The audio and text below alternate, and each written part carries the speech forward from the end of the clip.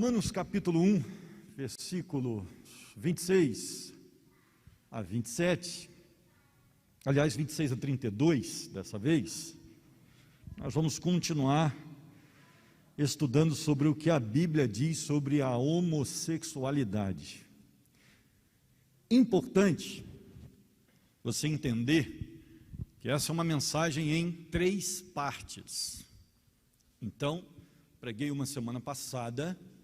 Para quem está em casa aí e gostaria de ter um conhecimento maior sobre essa questão e também uma concepção melhor, seria bom que você não perdesse a mensagem da semana passada. Então procure aí no YouTube, vocês que estão aqui também não pegaram a primeira parte, porque senão você pode ter uma visão meio míope daquilo que nós pensamos, achando até mesmo, por conta apenas dessa mensagem ou da próxima, nós estamos tendo uma visão sem misericórdia, sem nenhum tipo, até mesmo de um conhecimento maior. Então seria bom que você não perdesse de vista isso. É uma mensagem em 3 partes. Romanos 1, versículos 26 a 32, a Bíblia diz: pelo que Deus os entregou a paixões infames, porque até as suas mulheres mudaram o uso natural, no que é contrário à natureza, semelhantemente também os varões, deixando o uso natural da mulher, se inflamaram em sua sensualidade, uns para com os outros, varão com varão, cometendo torpeza e recebendo em si mesmos a devida recompensa do seu erro. E assim como eles rejeitaram o conhecimento de Deus, Deus, por sua vez, os entregou a um sentimento depravado, para fazerem coisas que não convêm, estando cheios de toda injustiça, malícia, cobiça, maldade, cheios de inveja, homicídio, contenda, dolo, malignidade, sendo murmuradores, detratores, aborrecedores de Deus, injuriadores, soberbos, presunçosos, inventores de males, desobedientes aos pais, nécios, infiéis nos contratos, sem afeição natural, sem misericórdia, os quais, conhecendo bem o decreto de Deus, que declara dignos de morte os que tais coisas praticam, não somente as fazem, mas também aprovam o que as praticam. Só lembrando que, quando Paulo faz menção ao decreto de Deus, ele está citando o código da santidade de Levítico lá atrás, na época de uma teocracia, isso é importante, que levava à pena de morte as pessoas que cometiam esses pecados descritos aqui. Tudo bem? Não se esqueça o contexto de Levítico que Paulo está citando, que era um contexto onde o povo de Israel estava saindo de uma realidade para se estabelecer num outro local, infestado de uma conduta imoral. Então o Código de Santidade previa uma proteção espiritual, moral, para o povo de Israel que iria renascer através de Josué. E para que o povo de Israel já não nascesse com práticas e tendências que o afastasse de Deus, automaticamente, com práticas e tendências que o afastassem de Deus, automaticamente Deus procura proteger o seu povo em contato com a cultura cananeia. Então, se vocês praticarem o que eles praticarem, vocês serão punidos com a morte. Esse era o contexto de Levítico, que Paulo cita aqui. Por isso que ele vai dizer que essas tais pessoas são dignas de morte, porque a lei levítica era uma lei, o Código de Santidade era uma lei, de fato, intragável, ela era dura, justamente para que no início, no berço, a nação de Israel, tão embrionária, já não crescesse com desvio de Deus. Ok? Então esse é o contexto. Irmãos, semana passada nós trabalhamos aqui muitas coisas interessantes. Falamos do fator hereditário do pecado. Nós já nascemos com tendências para pecado. E enquanto uns nascem com tendências para mentira, outros vão nascer com tendência, por exemplo, para um engano. E há também aqueles que nascem já com uma tendência sexual não aprovada. O que o ser humano tem que fazer diante da hereditariedade do pecado, que já está em nós, que já vem no pacote. O ser humano tem que lutar. Diante da descoberta das suas próprias tendências, da sua carnalidade, da sua natureza pecaminosa, o homem tem duas opções na vida: eu vou seguir o fluxo, vou deixar acontecer, ou então eu vou lutar contra isso, porque eu descobri que Deus não aprova. Todos nós temos tendências pecaminosas. Eu me lembro que eu tinha por volta de 6, 7 anos de idade, talvez até menos, e eu fui para a rua, e meu pai costumava tomar cerveja num bar de esquina, e na esquina do bar tinha um pedacinho, tinha uma janela, era um pedacinho meio que abandonado pelo dono do bar, ficava um pedacinho ali, um pedacinho retangular, e o pessoal muitas vezes fumava e jogava as bingas de cigarro ali, ia jogando ali naquele canto. Eu me lembro que eu era garoto, meu pai era fumante, minha mãe era fumante. Eu me lembro que eu estava brincando ali do lado de fora do bar, porque geralmente eu chegava perto do bar, meu pai olhava e disse: quer uma coca? O negócio é de berço, né? A mamadeira já entrava Coca-Cola na mamadeira, né? E aí ele disse: quer uma coca? Meu pai era meio brutalhão assim, né? Meio, quer uma coca, rapaz? Ah, eu quero. Aí ele me dava, né? Aquela garrafinha de vidro. Vai lá tomar uma coca. E eu ficava brincando muitas vezes naquele pedaço ali. E um dia jogaram uma binga de cigarro acesa. E eu via todo mundo fumando. E eu pensei assim: rapaz, vou experimentar esse negócio. E coloquei aquele negócio na boca. Só de pensar hoje já dá uma... Eu nem sei quem tinha fumado aquele negócio. Mas botei na boca. E o diabo, geralmente, ele ajuda você a fazer, mas ele não ajuda a esconder, né? Então eu estava ali de boa, rapaz, me sentindo um homem de 50 anos. Rapaz, meu pai chegou na porta. Quando ele chegou à porta, ele falou: Luciano! Rapaz, com aquele grito. Sinceramente, irmãos, o anjo da guarda vazava. Você resolve agora sozinho. Eu falei para você que esse negócio não ia dar certo. E ele me segurou. Meu pai era muito forte, cara. Ele me segurou, rapaz, de uma forma, me deu uma apertada aqui, me deu um tapa, que com um tapa eu caí lá no meio da rua. Nunca mais, rapaz, você põe isso na boca. E eu me lembro que garoto, eu via o pessoal com tatuagem, e eu falava assim: o dia que eu for homem, vou fazer uma tatuagem. Ou seja, inclinações naturais, e que depois se concretizaram. Me tornei fumante, fiz tatuagem, fiz tudo errado, também criado na porta de um bar. O negócio não ia dar muito certo mesmo não.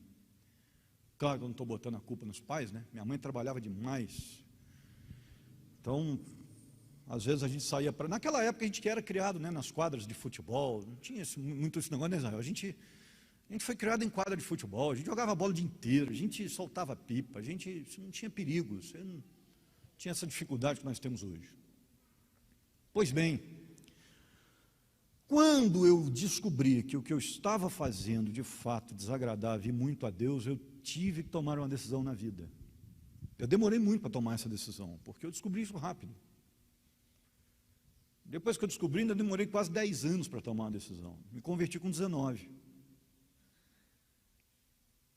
Mas essa é a caminhada de todos nós. Nós vamos ter que decidir o que fazer com relação aos nossos pecados. E mesmo aquele que desde criança, desde pequeno, tenha uma tendência homossexual, a questão é a mesma. Ele vai ter que tomar uma decisão assim, que tomar consciência.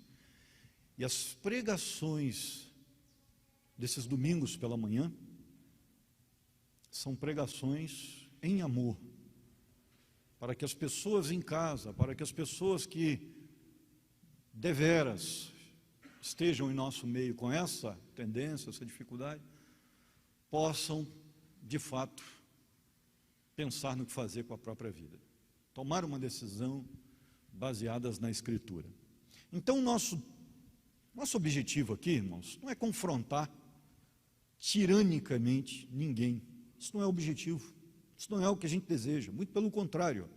Da mesma forma que nós recebemos uma pessoa que entra aqui com outra tendência e que fala, olha, eu quero mudar, a homossexualidade é a mesma coisa. A igreja tem que parar com esses estigmas, esses carimbos que a gente coloca em pessoas, como se elas não fossem dignas do Evangelho, ou como se elas não tivessem jeito ou não merecessem. Jesus Cristo transforma qualquer pessoa, qualquer tendência má em boa tendência, qualquer tendência errada diante de Deus em boa tendência. Nós vimos semana passada que quando uma criança se inclina para a mentira e encontra um lar cheio de falcatruas, o que vai acontecer com a sua tendência? Ela vai se potencializar cada vez mais, porque a criança já tem uma tendência. É o que eu falo com os pais aí, que gostam de ficar tomando uma cervejinha escondida aí do pastor e acha que está tudo certo. Vai tomando, bobo, seu filho está vendo. Vai tomando escondido do pastor, compra quando você viajar aí para não sei onde, para ninguém ver, leva para dentro de casa, põe lá e vai tomando. Seu filho está vendo. Ah, mas eu tenho controle. Quem garante que ele terá? Sem falar no fator genético. Porque pesquisas indicam que álcool e drogas presentes no sangue do pai ou da mãe automaticamente potencializam o uso dos filhos. Isso já é natural, automático, você não precisa fazer força nenhuma. Se for um lar cristão devotado, um lar onde os valores são fomentados com nobreza, será que as crianças vão ter mais facilidade ou menos facilidade para desenvolver o seu lado pecaminoso? Vocês estão percebendo a importância da família no trato dessas questões? É por isso que a gente prega, porque a família precisa ter orientação, a família precisa saber, está aqui, ó, está ali a Juliana, o Alexandre, com filhos pequenos. Qual a idade dos garotos? Como é que é? 6 e 7 anos. Olha aí, daqui a pouco eles estarão na idade mais perigosa, que é a de 12, para a decisão da sexualidade. Por isso que o trabalho tem que ser bem feito agora. E é por isso que a igreja coloca lá naquele outdoor da frente ali, quando ele está, a gente gosta de colocar aquele outdoor, a gente coloca lá, não, igreja para a família, porque aqui o papel é esse, é procurar substanciar a sua família, ferramentar os pais, para que haja direção, orientação. E por isso Deus ordenou sentar com a sua criança no colo, ensinar para ela, desde cedo. O homossexualismo é uma tendência pecaminosa, que se encontrar fatores favoráveis, vai crescer. Essa tendência infantil, aliada a coisas como lar desajustado, pai ausente, mãe que não respeita a lei da submissão, propaganda governamental de que é normal e abuso sexual, a probabilidade aumenta demais. E por isso que nós temos que proteger as nossas crianças, porque você pode defender o direito dos homossexuais, e deve, porque eles têm direitos, são seres humanos, são pessoas. Alguém esses dias me perguntou, você é contra a união estável para homossexuais? Eu disse, não, isso é papel do Estado mesmo, eu sou contra o casamento. Agora, união estável não, os caras constroem uma vida juntos, 30 anos, depois morre, e o cara que ajudou a pagar todas as contas é obrigado a abrir mão de tudo, e vê um sobrinho que odiava os dois e herda tudo, isso é justo? Não é justo. União estável, querido, por que a Igreja Batista não reconhece união estável? Porque união estável é simplesmente um acordo para dividir bens, não é casamento. Casamento é outro naipe. Não existe casamento entre homem e homem, nem mulher e mulher, porque casamento, a própria palavra no hebraico, indica uma união entre homem e mulher. Então nunca, é a mesma coisa que dizer que a homossexualidade é santa, é um oxímoro, é uma contradição natural, porque a Bíblia chama de abominação.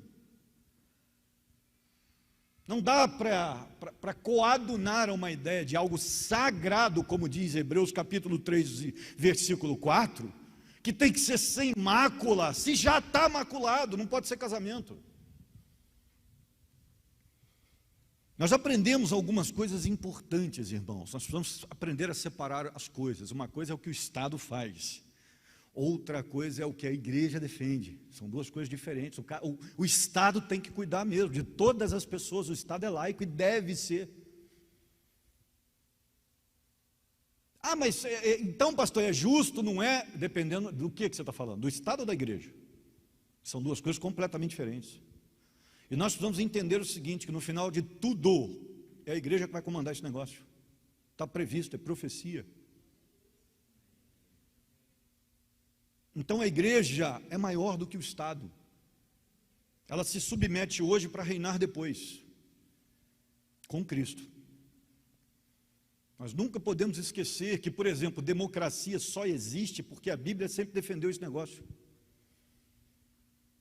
E nós temos valores hoje, leis, que se você procurar as origens, tanto é que direito estuda a Bíblia. Vai fazer direito, você vai estudar a Bíblia, porque os códigos penais, os primeiros códigos penais, estão na Escritura. É de lá que saiu tudo aquilo que nós determinamos hoje como certo e errado nas bases da humanidade. Nós precisamos, queridos, como igreja, fazer a nossa parte. E qual é a nossa parte? Fortalecer os relacionamentos entre pais e filhos. Você quer evitar a homossexualidade, uso de drogas, debandada para o crime organizado, dentro da sua família, fortaleça os seus relacionamentos com seus filhos e com seu cônjuge. Fortaleça, mas muito, muito. Fortaleça os seus laços com a igreja. Não leve uma vida espiritual meia boca. Você vai perder seus filhos. Porque os filhos aprendem vendo. Não, ouvindo pouca coisa. Vendo muito. Não adianta você fazer um discurso e viver outra coisa. Precisamos lutar, preste atenção, estamos falando de homossexualidade. Precisamos lutar contra o abuso sexual, principalmente na infância. Precisamos informar os nossos filhos. Nós precisamos lutar para impedir que os nossos filhos tenham contato com ideologia de gênero. E é por isso que eu não apoio alguns partidos, porque o que eles querem é exatamente isso. Eu não entendo cristãos defendendo partidos que apoiam ideologia de gênero nas escolas. Eu não consigo entender um cristão que pensa desse jeito. Cristão, às vezes, é o ser mais contraditório que existe na face da terra. Porque o camarada, ele é incapaz de ler uma proposta partidária. Ah, não, mas ajuda os pobres do Nordeste. É isso que é política? Meu filho, a coisa é muito mais importante do que isso. Muito mais importante. Seus filhos estão indo para a escola. O que estão aprendendo lá? E você não vai pensar nisso? Não se esqueça que as pesquisas dizem que a homossexualidade aumenta demais quando tem propaganda favorável. Nós estamos com quantos anos de governo defendendo ideologia de gênero? Você já viu como é que a homossexualidade aumentou? Você já percebeu? Como é que tem homossexual andando na rua? E a gente votando nos caras, para que eles doutrinem nossas crianças desde o berço. Gente, tem tanto candidato por aí. Vai votar logo no pessoal que apoia a ideologia de gênero? Você está de brincadeira? Todas as vezes que você põe um camarada desse no poder, você tira a igreja das frentes, você tira a igreja da pregação do evangelho, porque em governos anteriores, antes dessa varredura da moral brasileira que nós tivemos aí, eu consegui entrar nas escolas e pregar o evangelho. Hoje eu não consigo fazer isso. Por quê? Porque o governo fechou as portas para a igreja. E está difícil reabrir.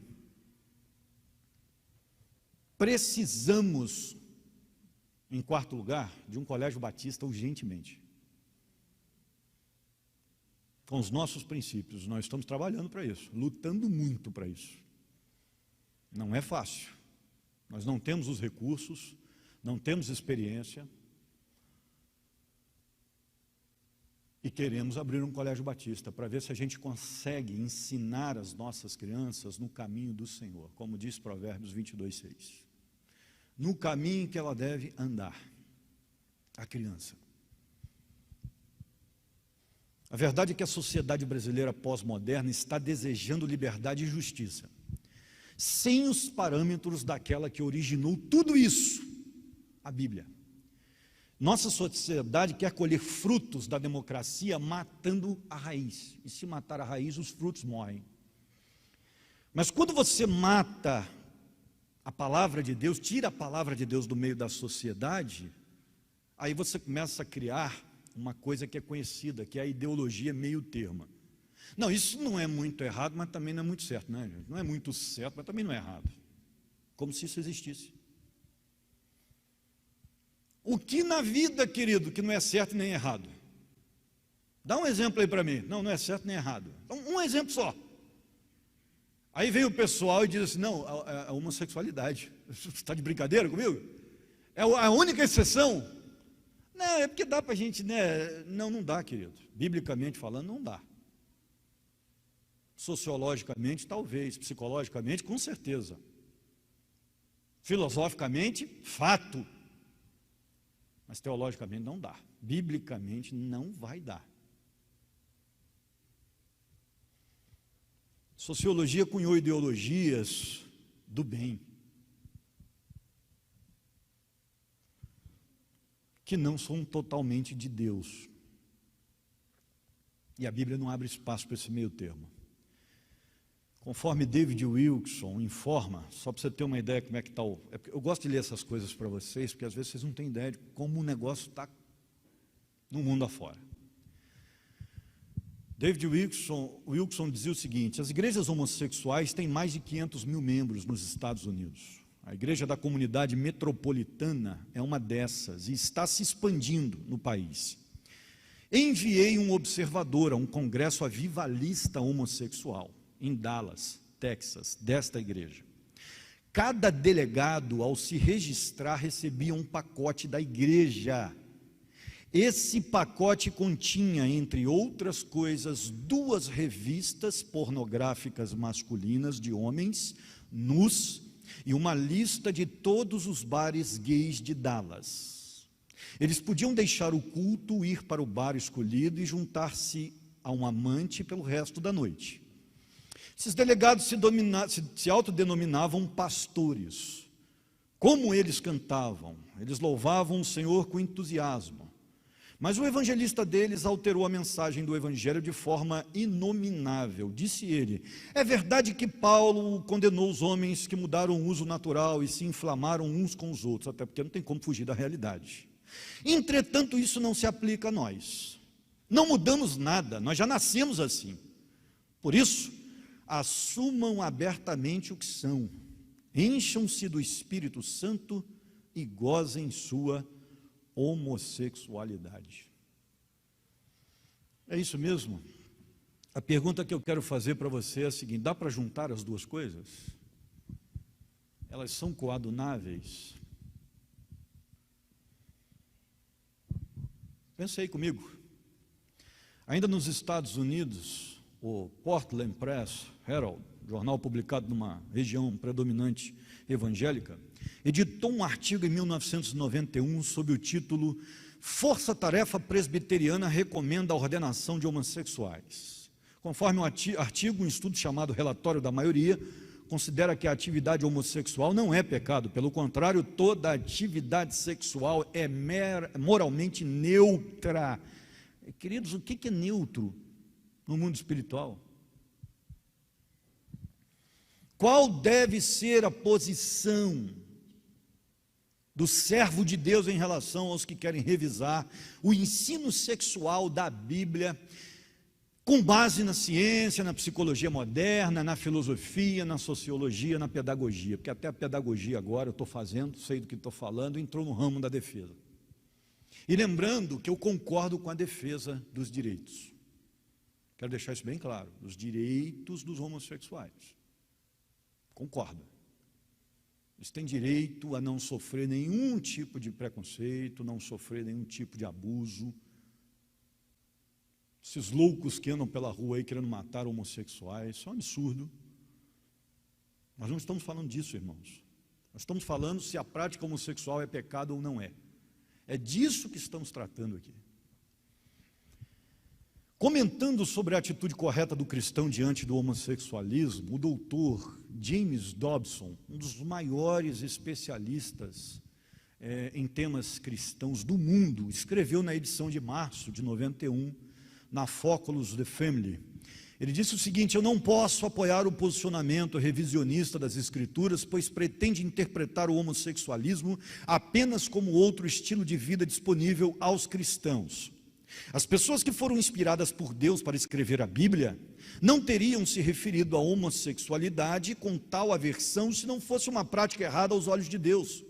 Toda vez que essa perversão é mencionada no Novo Testamento, está enumerada juntamente com os mais horrendos pecados e comportamentos. Paulo, por exemplo, escreveu em 1 Coríntios 6, 9 e 10, ou não sabeis que os injustos não herdarão o reino de Deus? Não vos enganeis, nem os impuros, nem os idólatras, nem adúlteros, nem efeminados, nem sodomitas, nem ladrões, nem avarentos, nem bêbados, nem maldizentes, nem ladrões herdarão o reino de Deus. Romanos 1, 26 e 27, o texto que lemos lá no início, descreve a atitude de Deus para com a homossexualidade em termos igualmente inequívocos, diz Dobson. Por causa disso, os entregou Deus a paixões infames, porque até as mulheres mudaram o modo natural de suas relações íntimas por outro, contrário à natureza. Semelhantemente, os homens também, deixando o contato natural da mulher, se inflamaram mutuamente em sua sensualidade, cometendo torpeza, homens com homens, e recebendo em si mesmos a merecida punição do seu erro, diz Dobson. Ou seja, não tem como fugir da realidade bíblica. E exemplo disso, tem muita gente que não quer dar atenção a esse alerta. Em exemplo disso, o relatório de 1993 da Igreja Evangélica Luterana nos Estados Unidos, afirmou o seguinte: as pesquisas sociológicas e psicológicas modernas têm estabelecido a distinção entre a orientação homossexual e a atividade homossexual. Ninguém jamais soube disso antes. Os escritores dos livros da Bíblia certamente não sabiam disso. A orientação sexual não é algo que uma pessoa escolhe. Provavelmente todas as pessoas nascem com uma orientação sexual particular, assim como alguns nascem com olhos azuis, outras com olhos castanhos. O relatório então concluiu que há casos em que o homossexualismo não pode ser condenado.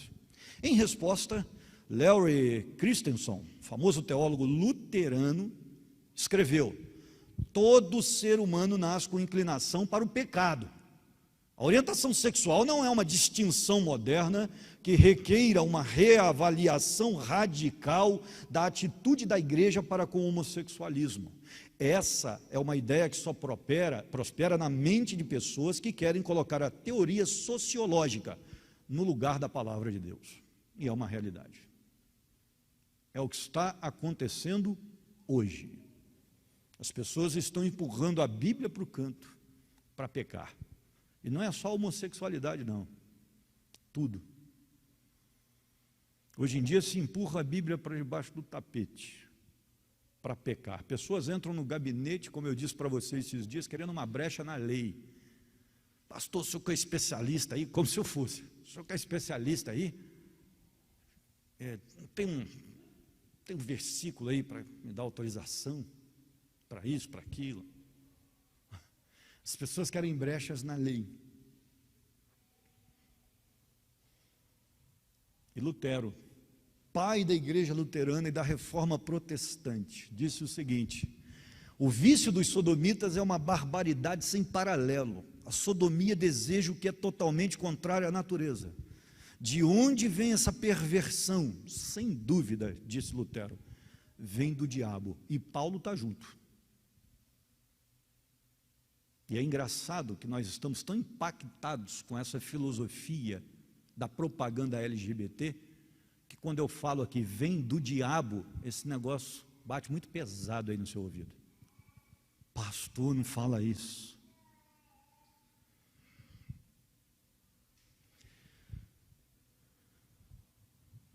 Você sabe que eu sairei de férias a partir de sexta-feira, na verdade a partir de sábado, né? Nós vamos ficar 15 dias aí sem a continuidade desse estudo, mas daqui a 15 dias eu volto com a parte 3 e talvez com a parte 4, porque o que eu estava tentando terminar hoje eu estou na metade. Mas a partir da próxima mensagem nós vamos analisar os textos bíblicos, e se você já quiser fazer uma pesquisa em casa, anota aí, Gênesis 19, de 1 a 11, são os textos que nós vamos analisar, e você vai sair daqui certo, cônscio, ciente, de que não dá para defender a homossexualidade como algo normal, moralmente falando, não dá. O argumento do doutor Enéas, político conhecido, de que o primeiro objetivo, de que o primeiro elemento, contrário para um argumento contra a homossexualidade é o fato da extinção da raça, ele não tem validade, porque nós temos menos de 1% de homossexuais. Então a raça nunca entraria em extinção por conta dessa prática. A questão não é sociológica, a questão é espiritual. O problema é espiritual. O problema é que a homossexualidade é pecado na Bíblia. E é claramente condenado. Gênesis 19, 1 a 11, Ezequiel 16, 47 a 50, Levítico 18, 22 a 30, o Código da Santidade, e o capítulo 20, versículo 13. Nós vamos analisar todos esses textos aqui, por isso que não vai dar tempo de fazer tudo hoje. E Romanos 1, 18 a 28. São os textos principais que falam contra a homossexualidade, que determinam que é pecado e não tem como correr disso. E nós vamos estudá-los nos próximos domingos aqui pela manhã. Peço a você que esteja orando, ore, porque essa tendência tem aumentado muito, e a igreja está começando a receber os resquícios da propaganda do governo, do último governo, antes do atual. A verdade é essa, dá para fugir dos fatos. A igreja está recebendo o que o último governo nos deixou como herança moral. E a pressão tem aumentado sobre os pastores. Conheço pastores de outras denominações que estão fazendo vista grossa. Ah, pastor, eu deixo lá, não mexo com esse negócio, não, mexer com isso aí é complicado. Mexer com isso aí é complicado? Desde quando que é o mundo que julga a igreja? A Bíblia diz que nós julgaremos o mundo. Complicado para quem? Ontem eu encontrei uma pessoa que está ouvindo as pregações e falou: pastor, você é corajoso em gravar aquela live lá. Corajoso nada, querido, eu sou o covarde que ora, diferente. Corajoso eu não sou, não. Você que não sabe como é que meu joelho se relaciona com o outro aqui. Mas está na Bíblia. E eu não vou abandonar nenhuma parte por conta de nenhum governo. Mesmo que eu tenha que parar na cadeia. A verdade eu vou morrer pregando, porque eu vivo por ela. E não tenho vergonha dela. A defendo por onde for. Vergonha. Essa verdade me salvou, me tirou das trevas e me trouxe para a maravilhosa luz de Cristo. Como eu posso virar as costas para a palavra de Deus que me transformou, que me tirou do tráfico de drogas e me transformou num cidadão de bem, que transformou a tristeza da minha mãe em alegria, em júbilo, em ver o filho recuperado? Como é que eu posso virar as costas para a verdade de Deus, que transforma famílias todo dia? Não viro. Pago o preço. Não tem problema. Mas não posso virar. As costas não. Nunca vire as costas para a palavra de Deus. Você é igreja. Ou então, suma daqui. Não é seu lugar. Aqui não é lugar de apóstata. Apóstata é lá fora. E eu não estou bravo. Deixar isso muito claro para você. Mas se não é para lutar pelos princípios da palavra de Deus, você está no lugar errado, querido. Porque enquanto eu for pastor dessa igreja, nós nunca vamos abrir mão da verdade, da palavra de Deus. Ore pelas famílias, principalmente as famílias que têm filhos pequenos. Nós vamos levantar um clamor agora por elas. Porque realmente nós estamos sendo invadidos com essa ideologia satânica. A palavra é essa. Vamos orar? Senhor, nosso Deus, queremos pedir-te que tu abençoes a nossa vida e que possamos ter sobre as nossas famílias a proteção do Senhor. Dês, ó Deus, sabedoria aos pais. Tu és o nosso grande mestre. Não queremos nos curvar diante de ideologias partidárias, ciências humanas desumanas. Não, porque ciência que não trabalha em prol do ser integral do ser humano não pode ajudar. Somos compostos, ó Deus, de corpo, alma e espírito, e não adianta querermos agradar apenas o corpo, porque o espírito vai sofrer as consequências. Abençoe as nossas crianças, os nossos adolescentes contra essa tendência mundial prevista na Bíblia. Não temos como fugir disso, mas podemos ensinar os nossos filhos a como combater o bom combate, ter a fé no coração até que a carreira se complete. Estejas dando sabedoria ao teu povo, Deus, nós te pedimos isso.